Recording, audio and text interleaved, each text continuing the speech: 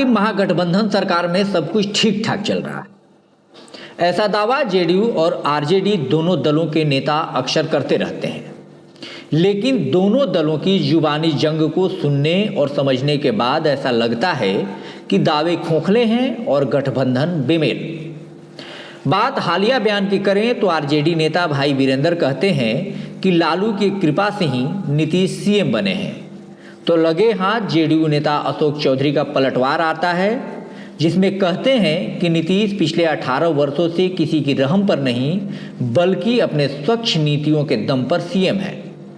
गठबंधन पार्टी अपनी सुविधा और विचारधारा को देखकर किया जाता है।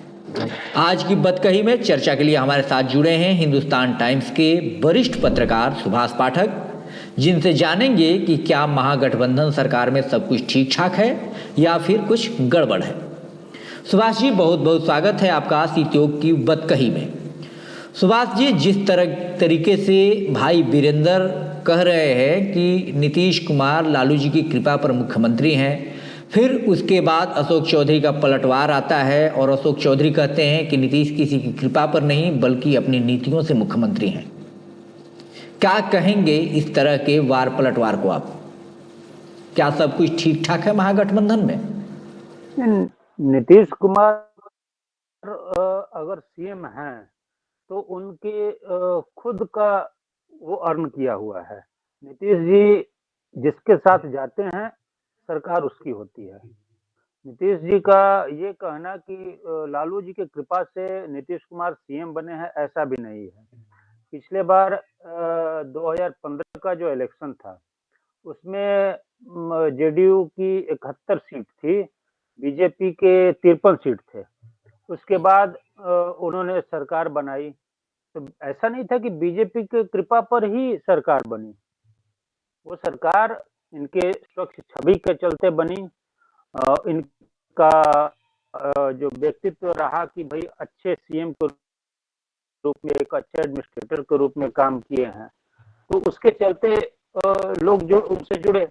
आज अगर चाहें नीतीश कुमार कि वो बीजेपी के साथ जुड़े तो आज बीजेपी के साथ जुड़कर वो सीएम बन सकते हैं, उसमें कोई डाउट नहीं है। तो ये कहना कि मैंने आरजेडी के ब्लेसिंग्स पर, आरजेडी के आशीर्वाद से ही सीएम बने, वो ऐसा भी बात नहीं है। इसको अलग नजरिए से भी देखा जा सकता है। लेकिन सबसे इम्पोर्टेंट बात यह है कि अगर जेडीयू की सरकार, जेडीयू जो बीजेपी की सरकार थी, जेडीयू और एनडीए की सरकार थी, वो गिरी, तो उसके पीछे भी यही कोई विवादास्पद बयान अलग अलग नेता देते रहते थे, उसके चलते वो गिरी सरकार। तो अब ये देखना है कि फिलहाल तो अभी सब कुछ ठीक चल रहा है, लेकिन अब मुद्दे को किस ढंग से उठाया जा रहा है वो इम्पोर्टेंट है। नहीं, लेकिन जिस तरह से बयानबाजी जो है वो हो रही है, कोई एहसास दिलाना चाहता है कि आप हम हैं तो आपका वजूद है, हम नहीं हैं तो आपका वजूद नहीं है। ठीक यही चीज़ बीजेपी के साथ भी था।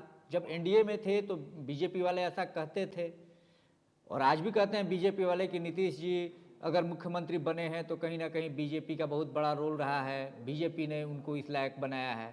और अब वही बात आरजेडी कह रही है। नहीं, ये एक गठबंधन सरकार के लिए ये अच्छी बात नहीं है कि इस तरह का विवाद उठे। ये कहीं ना कहीं आपस में मनमुटाव की स्थिति, एक दरार पैदा करने की स्थिति बनती है, जिससे ऑब्वियसली जो भी गठबंधन है उसके बीच में दरार आएगा। और अभी जबकि 2024 के चुनाव में जब वो नीतीश कुमार एक इंडिया गठबंधन को लेकर चल रहे हैं, वो एक इम्पोर्टेंट घटक के रूप में है, आगे बढ़ रहे हैं, उस समय इस तरह का बयान देना हमको लग रहा है कि वो गठबंधन के लिए अच्छी बात नहीं है। गठबंधन का मतलब ही होता है कि नीतियां मेल खाती हैं, विचार मेल खाते हैं, सब कुछ अगर मेल खाते हैं तो गठबंधन चलता है। लेकिन यहाँ पर देखा गया है कई बार, एक बार नहीं कई बार, रामायण के मुद्दे पर, राम के मुद्दे पर, राम मंदिर के मुद्दे पर कई बार ये जो दोनों दल हैं ना, वो अलग अलग धारा में बहने लगते हैं, अलग अलग बयान आते हैं। क्या लगता है आपको, ये उचित है? नहीं नहीं, बीच में खींचतान तो है ही। अब जैसे इंडिया गठबंधन के की कंस्टिट्यूएंट के रूप में जेडीयू है, इसमें कोई डाउट नहीं है। लेकिन इसी में कभी जेडीयू की तरफ से ये हो जाता है कि अड़गे खड़गे कौन है, इस तरह का जो भागलपुर के एमएलए हैं गोपाल मंडल जी, उनका बयान आ गया। अब ये तो अलग बात है कि अब अड़गे खड़गे इस तरह से एक नेशनल पार्टी के नेता को कहना, ये मुझे लगता है कि ठीक नहीं है। तो ये चीज हर पार्टी में होता है, ऐसा नहीं कि कोई आश्चर्यजनक चीज या अचंभित करने वाला चीज सामने आ गया है। ये छोटा मोटा विवाद चलते रहता है। हाँ, अगर ये लगातार प्रहार होता रहे, जैसे बीजेपी के समय में कभी संजय जायसवाल डायरेक्ट हिट कर देते थे अपने फेसबुक पोस्ट से नीतीश कुमार को कि लॉ एंड ऑर्डर बेकार है, मेरे यहाँ शराब तो खुलेआम बिक रहा है, पुलिस के संरक्षण में बिक रहा है। फिर दूसरी बात ये हुआ था, अगर याद होगा कि असेंबली के speaker Vijay Kumar Sinha ji frontal attack, मैंने उनके अथॉरिटी को, सीएम को अथॉरिटी को चैलेंज कर दिए थे असेंबली में ही। तो ये सब चीजें अगर धीरे धीरे लगातार सीएम पर प्रहार होता रहे, तो आज के समय में भी सीएम फ्री है, वो चाहे तो अगर सत्तासीन आरजेडी है तो उसको बेदखल भी कर सकते हैं। अब उसके लिए हो सकता है कि आरजेडी ये बीजेपी के साथ फिर गठबंधन बना लें, या हो सकता है कि प्रेसिडेंट रूल लग जाए, मतलब कुछ भी हो सकता है। तो ये संभव है, अगर नीतीश कुमार चाहेंगे तो कुछ भी हो सकता है। तो आज जो भी है वो गठबंधन धर्म है, उन सब पार्टी को लेकर चलना चाहिए। पार्टी को भी, जो भी गठबंधन में है, उनको भी ध्यान देना चाहिए कि हर पद की एक गरिमा होती है, एक मर्यादा होता है, और किसी भी चीज को क्रिटिसाइज करने के लिए का भी एक लिमिट होता है। तो अभी हमको नहीं लग रहा है कि वो लिमिट आया है भाई वीरेंद्र, ऐसे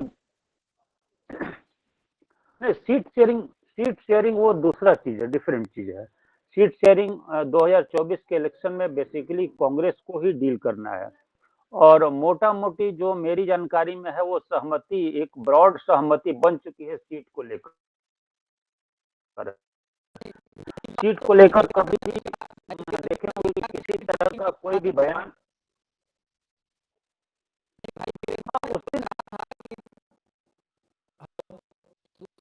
हाँ हाँ हाँ हाँ हाँ,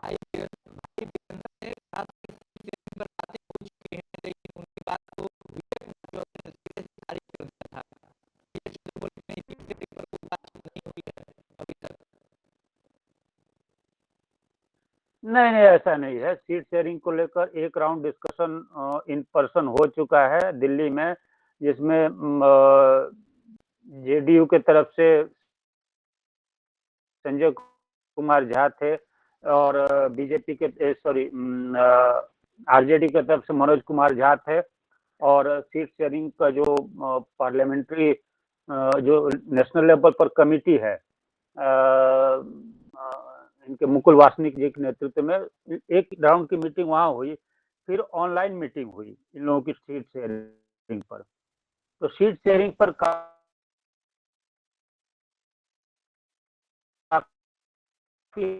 हद तक डेवलपमेंट चल रहा है, बातचीत चल रही है, और एक मोटा मोटी एग्रीमेंट बन चुका है बिहार में सीट शेयरिंग को लेकर। उस दिन दही चूड़ा वाला भोज था, उस दिन तेजस्वी प्रसाद यादव भी बोले कि हो सकता है कि हम लोग इधर बात कर रहे हैं और सीट चुका होगा। तो सीट शेयरिंग पर कोई विवाद वैसा कुछ नहीं आ रहा है बिहार में कि उससे आप आपस में खटास की स्थिति बने और नीतीश कुमार इस इंडिया गठबंधन से वो हट जाए। ऐसा कोई स्थिति मेरे हिसाब से नहीं बनी है। जी बताया जाए।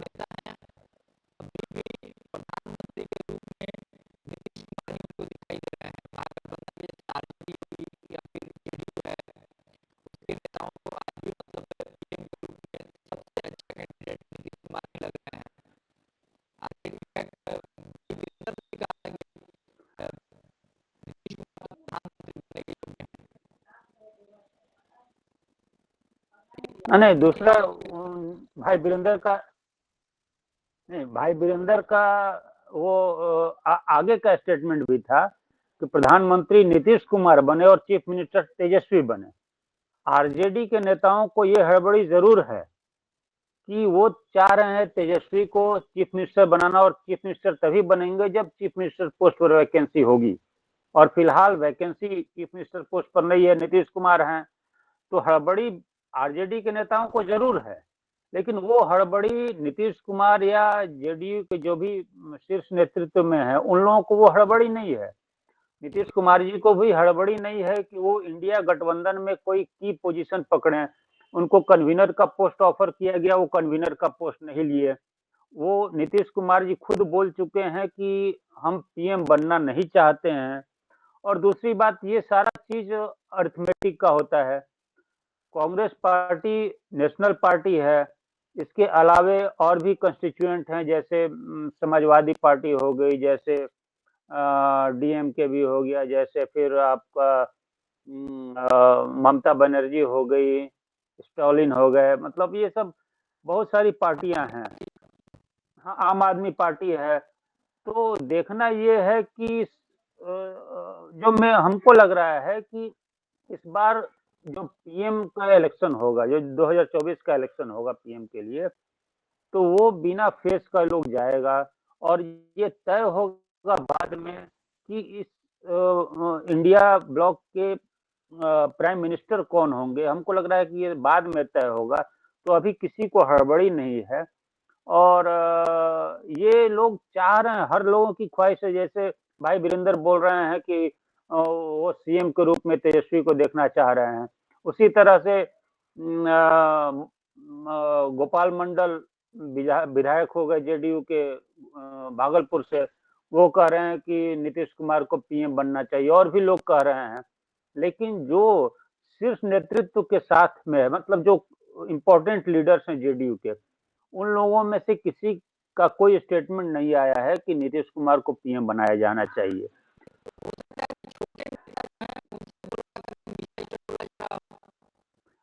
नहीं, अब नहीं, अब अब कांग्रेस के किसी नेता बनना चाह रहे हैं तो बोलेंगे राहुल गांधी बनना चाह रहे हैं।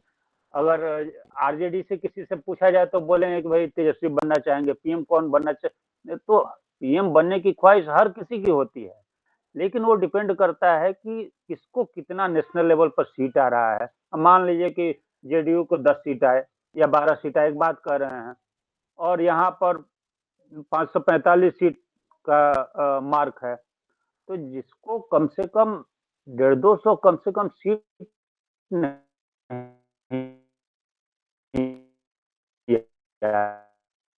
है, तो वो ऐसे भी डिमोरलाइज हो जाएगा कि भाई हमको क्लेम नहीं करना चाहिए। 5-10 सीट लेकर कोई पीएम कैसे बन सकता है, ये इंपॉर्टेंट है। तो ये सब परसेप्शन का खेल है। राजनीति में हवा देने के लिए ठीक है, लेकिन उसके लिए सब्सटेंस भी होना चाहिए।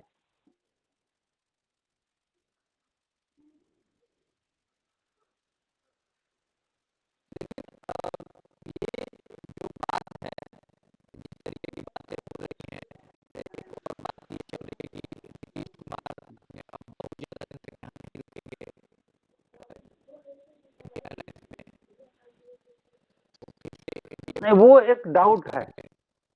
वो वो वो एक डाउट है जो अभी भी कांग्रेस के नेता ये बोल रहे हैं कि पता नहीं कब तक है, क्या है। लेकिन मेरे समझ से नीतीश जी के पास ये ऑप्शन भी अब नहीं है मेरे हिसाब से। अगर वो बीजेपी के साथ बीजेपी के साथ अगर वो जाते हैं, तो हमको नहीं लग रहा है कि बीजेपी वाले बहुत ज्यादा महत्व देंगे नीतीश जी को।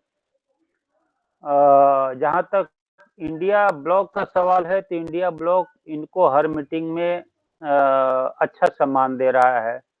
यहाँ तक कि कन्वीनर का भी पोस्ट ऑफर किया गया। तो हमको नहीं लग रहा है कि बहुत ज्यादा, वैसे भी वो पलटू कुमार के नाम से लोग सुविख्यात कर कर दिए हैं। तो इस बार फिर अगर पाला बदलेंगे तो इनकी क्रेडिबिलिटी भी जाएगी। तो और वोट बैंक भी काफी कंफ्यूज हो जाएगा कि भाई क्या करें, हम किसको वोट दें। भाजपा वाले भाजपा का जो कैडर होगा वो बोले कि हम इधर वोट करेंगे तो हो सकता है कि कल को फिर पलटी मार दें। तो ये क्रेडिबिलिटी का क्राइसिस हो जाएगा और हो सकता है कि इनका जो भी वोट बचा है वो भी खत्म हो जाए। तो ये सारी चीजें हैं जिस पर हमको लग रहा है कि नीतीश जी जरूर सोचेंगे। और यहाँ पर अभी कोई फिलहाल दिक्कत भी नहीं है। कोई वरिष्ठ नेता भाई वीरेंद्र तो वैसे भी खुले बोलने वाले आदमी हैं।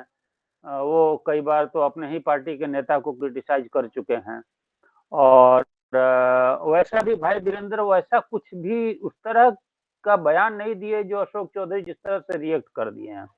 अशोक चौधरी खुद को अपने नीतीश जी के जिहादी दस्ता का मतलब सदस्य मानते हैं, बोलते हैं कि मैं तो जिहादी दस्ता, नीतीश जी का जिहादी दस्ता का आदमी हूँ।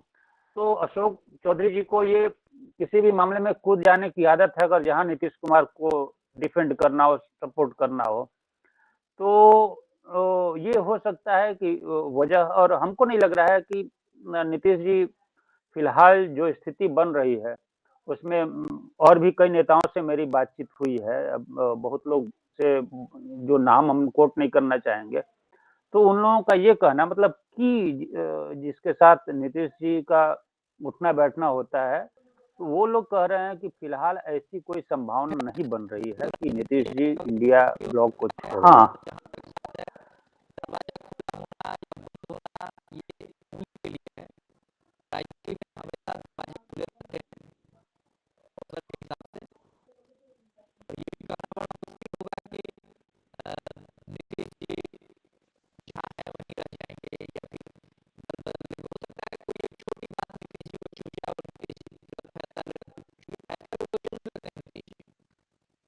हाँ हाँ, सो है, फैसला लेते हैं। और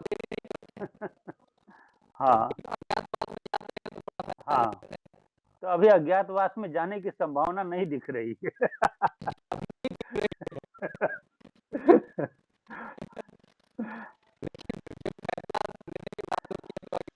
हाँ, सोच विचार करके वो छुट्टी में जाते हैं, चाहे राजगीर जाएंगे, चाहे कहीं जाएंगे, चाहे खुद को अपन बंद कर लेंगे सीएम आवास में, और उसके बाद अचानक सुनने में आएगा कि ये हो जाएगा। तो खैर क्या हो जाए राजनीति में ये कहना मुश्किल है। जी हाँ हाँ हाँ।